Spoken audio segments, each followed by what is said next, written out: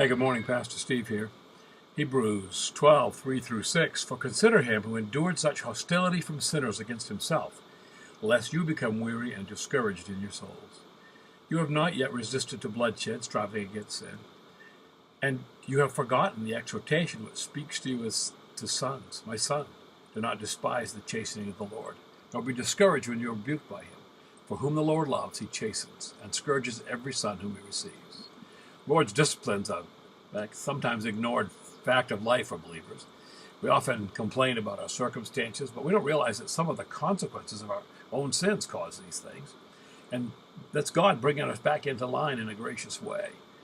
This self-centered ignorance, like someone called it, can contribute to the formation of habitual sin in a believer's life and incur even more discipline. Discipline is not punishment.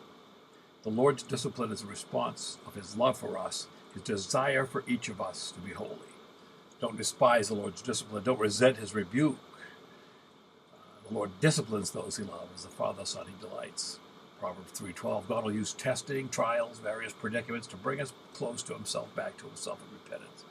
The result of his discipline is a stronger faith and a renewed relationship with God.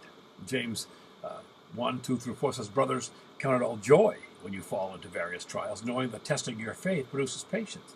Let patience have its perfect work, that you may be perfect and complete or entire, lacking nothing. So this discipline destroys the hold that particular sin might have over us as well. The Lord's discipline works for our good, that he might be glorified in our lives. He wants us to exhibit lives of holiness, lives that reflect the new nature that God has given us. In 1 Peter, first chapter, he says, as obedient children, do not conform to the evil desires you had when you lived in ignorance. Just as he who called you is holy, so you be holy in all you do. For it is written, be holy, because I am holy. And if you're being chastened by the Father, you all usually know why. There are trials that come, that are testing, and others that are correcting. Walk in correctness, and trials will come. Walk in disobedience, and chastening will come. And all of it, consider him who endured such hostility from sinners against himself. You ponder that, Pastor Steve.